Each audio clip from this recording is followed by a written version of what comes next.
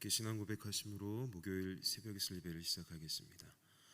나는 전능하신 아버지 하나님 천지의 창조주를 믿습니다. 나는 그의 유일하신 아들 우리 주 예수 그리스도를 믿습니다. 그는 성령으로 잉태되어 동정녀 마리아에게서 나시고 본디오 빌라도에게 고난을 받아 십자가에 못 박혀 죽으시고 장사된 지 사흘 만에 죽은 자 가운데서 다시 살아나셨으며 하늘에 오르시어 전능하신 아버지 하나님 우편에 앉아 계시다가 거기로부터 살아있는 자와 죽은 자를 심판하러 오십니다. 나는 성령을 믿으며 거룩한 공교회와 성도의 교제와 죄를 용서받는 것과 몸의 부활과 영생을 믿습니다. 아멘. 찬송가 70장 피난처 있으니 환난을 당한 자 이리 오라 함께 찬송하겠습니다. 피난처 있으니 환난을 당한 자 이리 오라. 땅들이 기원하고 물결이 일어나 산 위에 넘치되 두렵지 않네. 이방이 떠들고 나라들 모여서 진동하나. 우리 주 목소리 한 번만 발하면 천하의 모든 것 망하겠네. 만유주 하나님 우리를 도우니 피난처요. 세상의 난리를 그치게 하시니 세상의 창검이 쓸데없네. 높으신 하나님 우리를 구하니 할렐루야.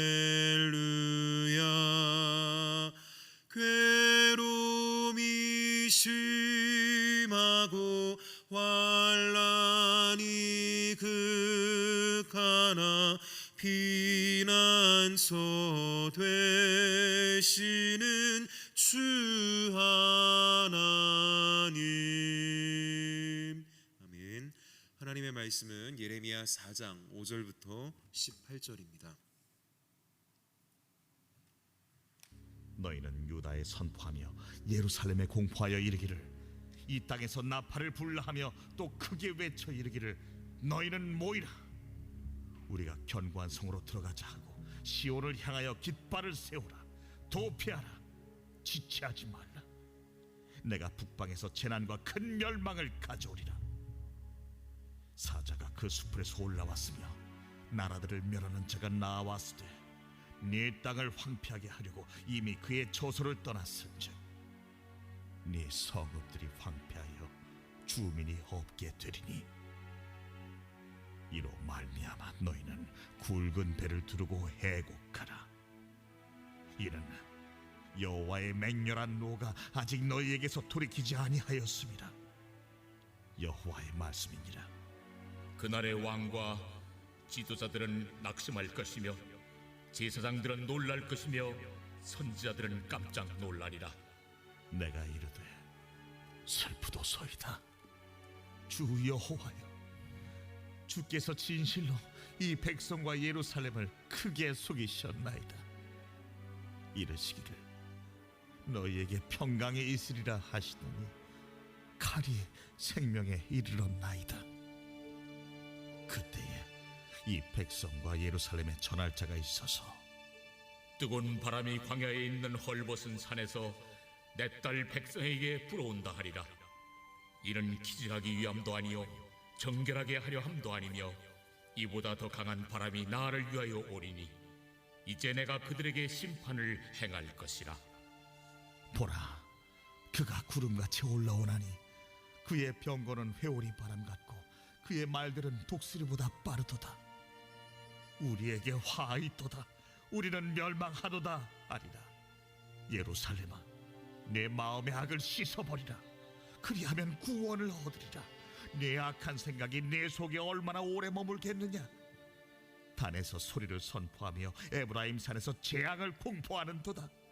너희는 여러 나라에 전하며 또 예루살렘에 알리기를, 애워싸고 치는 자들이 먼 땅에서부터 와서 유다 성읍들을 향하여 소리를 지른다 하라. 그들이 밭을 지키는 자같이 예루살렘을 애워싸나니 이는 그가 나를 거역했기 때문이니라. 여호와의 말씀이니라. 내 길과 행위가 이 일들을 부르게 하였나니 이는 내가 악함이라. 그 고통이 내 마음에까지 미치느니라.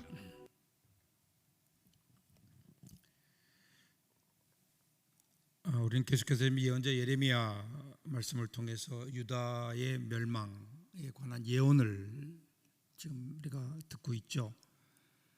이 심판을 선포하시는 데는 여러 가지 중요한 메시지들이 이렇게 반복되어 나오는데요.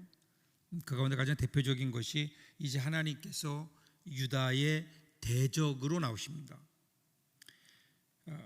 이스라엘을 구원하신 분이 하나님이시죠. 이스라엘을 하나님의 백성으로 삼아주신 분도 하나님이세요. 그런데 심판하시는 분도 하나님이라는 겁니다.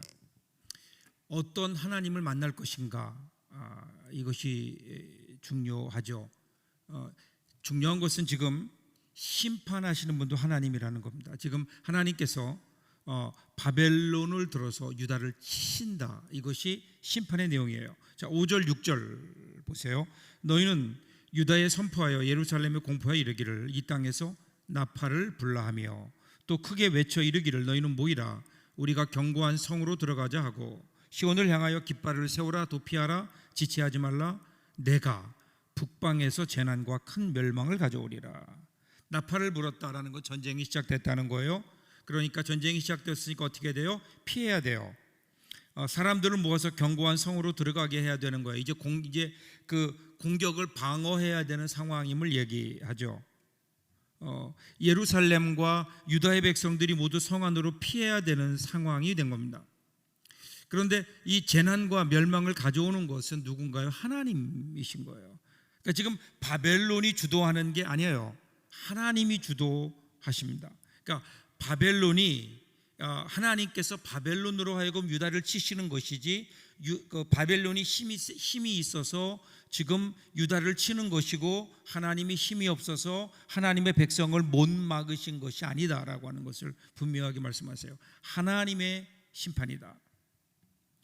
7절 8절 보면, 사자가 그 수풀에서 올라왔으며 나라들을 멸하는 자가 나와왔으되 너의 땅을 황폐하게 하려고 이미 그의 초소를 떠났은즉 내 성읍들이 황폐하여 주민이 없게 되리니, 이로 말미암아 너희는 굵은 배를 두르고 애곡하라. 이는 여호와의 맹렬한 노가 아직 너희에게 돌이키지 아니하였음이라.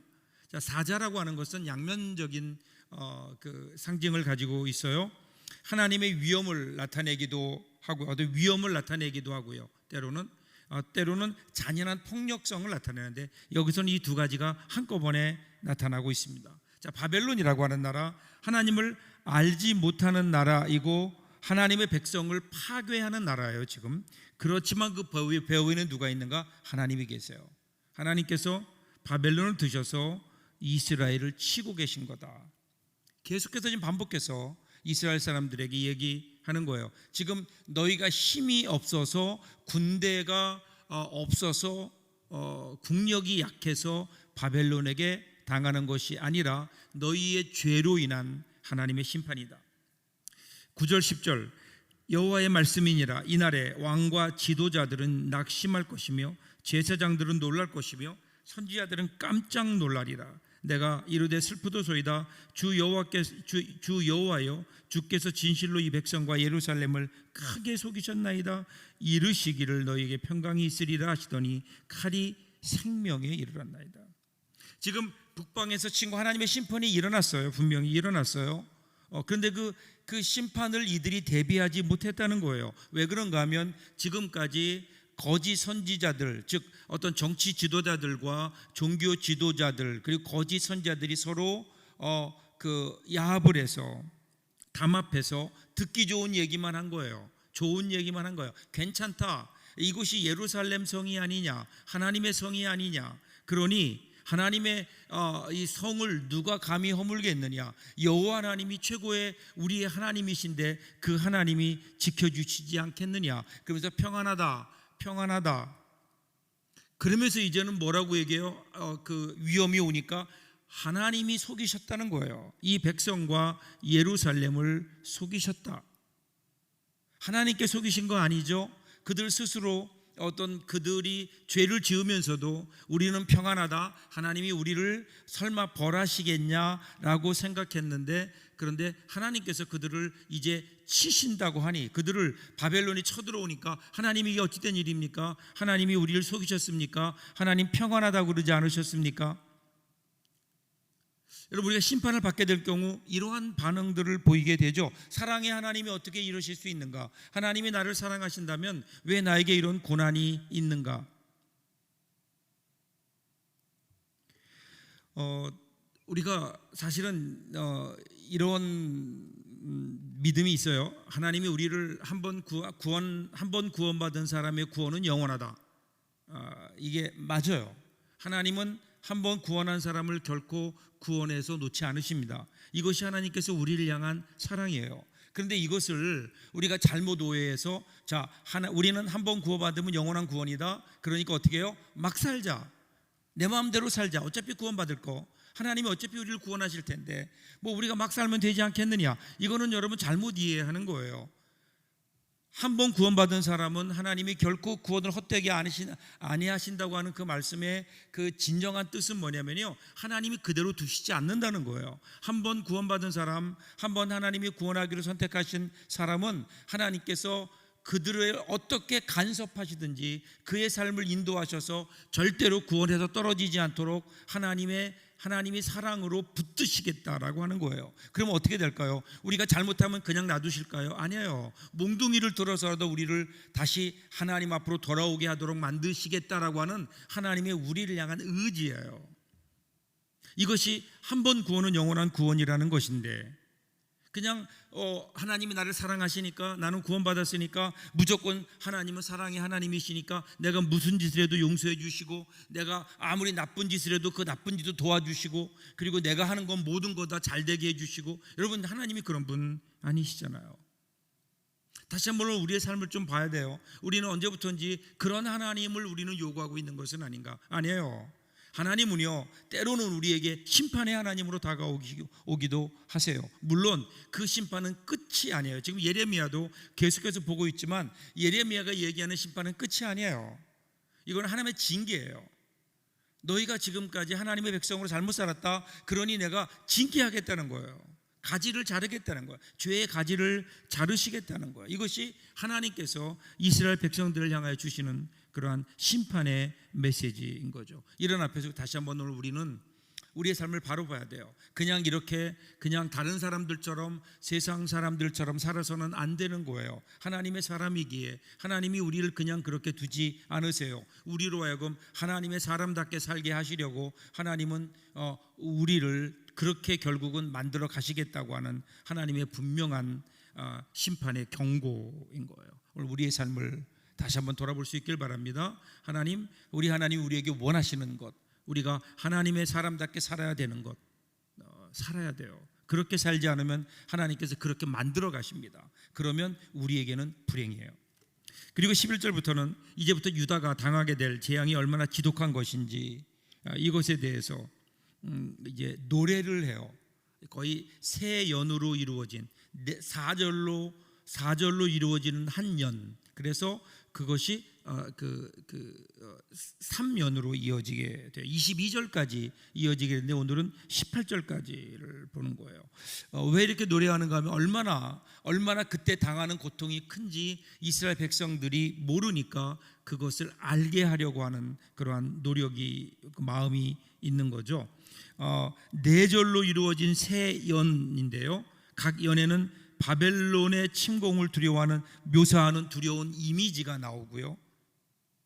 그리고 나서 마지막에는 각 연의 마지막 구절에는 마치 후렴구처럼 그러니 이렇게 해라라고 하는 하나님의 그 교훈이 나오죠. 자, 먼저 11절부터 14절 첫 번째 연이에요. 그때에 이 백성과 예루살렘에 전할 자가 있어서 뜨거운 바람이 광야에 있는 헐벗은 산에서 내 딸 백성에게 불어온다 하리라. 이는 키질하기 위함도 아니요 정결하게 하렴도 아니며 이보다 더 강한 바람이 나를 위하여 오리니 이제 내가 그들에게 심판을 행할 것이라. 보라, 그가 구름같이 몰려오나니 그의 병거는 회오리 바람 같고 그의 말들은 독수리보다 빠르도다. 우리에게 화이도다. 우리는 멸망하도다 하리라. 예루살렘아, 내 마음의 악을 씻어버리라. 그리하면 구원을 얻으리라. 내 악한 생각이 내 속에 얼마나 머물겠느냐. 자, 노래 이 사면으로 된 노래 1절이에요. 자, 지역에서 이 하나님의 심판을 어떻게 비유하는가 하면 그 지역에 불어오는 뜨거운 동풍, 이 시로코라고 하는 그 동풍이에요. 사막에서 불어오는 동풍이 있어요. 이것을 바벨론의 침공을 비유한 겁니다. 이 시로코는 아주 뜨거우면서 강한 바람이에요. 그래서 기온이 급상승할 뿐 아니라 이로 인해서 여러 가지 화재도 일어나게 되는, 그리고 사막이기 때문에 잔 모래로 대기가 자욱해지면서 앞이 보이지 않는 마치 사막의 폭풍 같은, 그런데 굉장히 뜨거운 이 바람은요 아무런 도움이 되지 않아요. 농사하는 데도 도움이 되지 않아요. 이 바람을 이용해서 곡식을 키질할 수도 없어요. 더러운 것이 날아가는 것이 아니라 오히려 먼지가 쌓이게 되기 때문에. 그런데 이 바람보다 더 강력한 바람이 구름같이 몰려온다. 회오리 바람 같은 병거, 독수리보다 빠른 말들, 이러한 하나님의 심판이 오고 있다는 거예요. 그러니까 유다 백성들이 안일한 태도를 가져서는 안 된다라는 거예요. 결국 어떻게 해요? 예루살렘이 그 마음의 악을 씻어버려야 된다. 이대로 너희들이 구원을 가지고 있다가, 너희들이 악을 가지고 있다가는 이러한 하나님의 심판 아래 너희들이 결국은 다 날아가 버릴 것이다. 그 심판 앞에 다 너희들이 익어버릴 것이다. 그러니까 너희들의 그 악을 빨리 제해라, 이렇게 얘기해요. 자, 두 번째 연이에요. 16절부터 18절이에요. 단에서 소리를 선포하며 에브라임 산에서 재앙을 공포하는도다. 너희는 여러 나라에 전하며 또 예루살렘에 알리기를 에워싸고 치는 자들이 먼 땅에서부터 와서 유다 성읍들을 향하여 소리를 지른다 하라. 그들이 밭을 지키는 자같이 예루살렘을 에워싸나니 이는 그가 나를 거역했기 때문이니라. 여호와의 말씀이니라. 너의 길과 행위가 이 일들을 부르게 하였나니 이는 내가 악함이라. 그 고통이 내 마음까지 미치느니라. 뜨거운 동풍의 이미지로 1절에서 노래했다면 두 번째 연에서는 소리의 이미지예요. 소리, 큰 함성들. 그러니까 유다 입장에서 볼 때 이 단이라고 하는 것은 이스라엘의 최북단이에요. 최북단. 그러니까 에브라임은 이스라엘의 중부 지역이죠. 그러니까 남쪽에 있는 유다와 상당히 가까운 지역입니다. 그러니까 이는 소리가 어떻게 해요? 점점 가까워지는 거예요. 점점 국경을 넘어서 베투산을 넘어서 평양을 거쳐서 그래서 서울을 지나서 이제 막 내려오고 있는 거예요.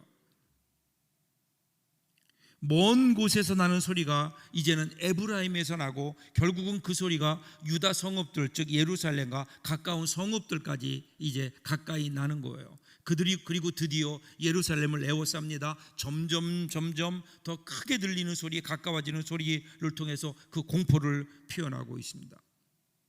그래서 결국 왜 이렇게 이러한 그 시소코라 엄청난 태풍, 뜨거운 열풍들이 불어오는가? 그래서 그들을 심판하는가? 그리고 왜 그들의 소리가 점점 공포스럽게 다가오는가? 이것은 하나님의 심판이라는 거야. 이 모든 일의 그 원인이 어디 있어요? 예루살렘이 택한 길과 그 행위라는 거예요. 그 악함 때문에. 그 악은 구체적으로 뭘까요? 예레미야 2장 19절을 보시면요, 이렇게 얘기해요. 악이 너를 징계하겠고 내 반역이 너를 책망할 것이라. 그런즉 내 하나님 여호와를 버림과 내 속에 나를 경외함이 없는 것이 악이요 고통인 줄 알라. 주 만군의 여호와의 말씀이니라. 두 가지가 나오고 있어요. 바로 첫 번째가 여호와를 버린 겁니다. 하나님을 인정하지 않은 거예요. 가장 중요한 분이신데 그분을 그냥 버린 거예요. 우리의 창조 주신 그분을 버렸어요. 그러니까 그분이 우리에게 심판자가 되신단 말이에요. 또 하나, 우리의 악이 뭐죠? 우리의 악은 우리 안에 하나님을 경외함이 없다는 거예요. 하나님을 버리진 않았다 하더라도 우리는 어떻게 해요? 하나님을 경외하지 않아요. 공경하지 않아요. 두려워하지 않아요. 이것이 여기에서 모든 악이 출발되는 거예요. 하나님을 무시했고 하나님을 버렸고 하나님을 경외하지 않아요. 하나님을 공경하지 않아요. 그러니까 하나님께서 우리에게 주시는 선물들을 우리는 누릴 수 없는 거죠.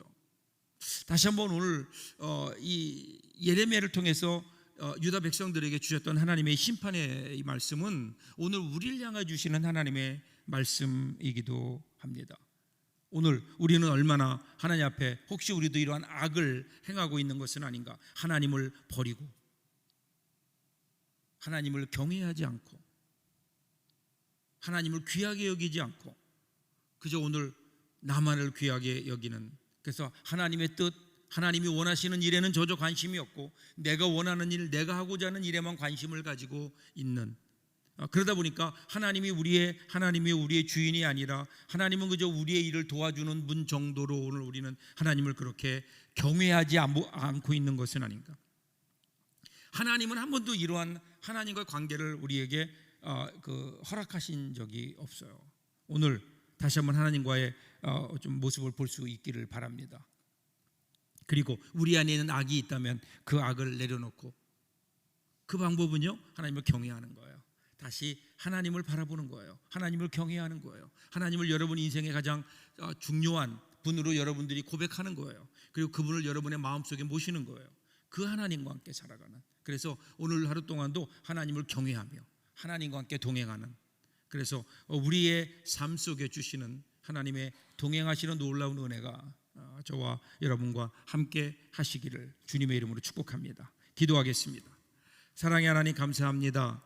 예레미야를 통해서 오늘 우리에게도 경고해 주시는 말씀을 저희들 겸손하게 듣습니다.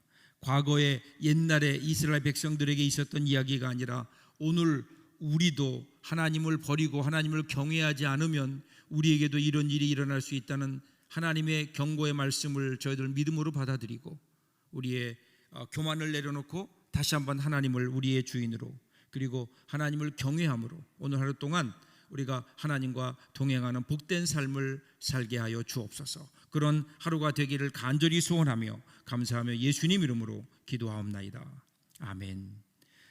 하늘에 계신 우리 아버지, 아버지의 이름을 거룩하게 하시며 아버지의 나라가 오게 하시며 아버지의 뜻이 하늘에서와 같이 땅에서도 이루어지게 하소서.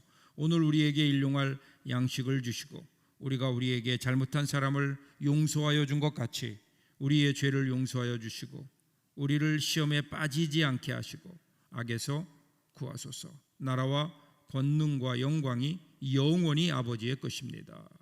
아멘. 오늘도 가지고 나오신 기도 제목까지 기도하시고요. 계속해서 오늘 또 하루도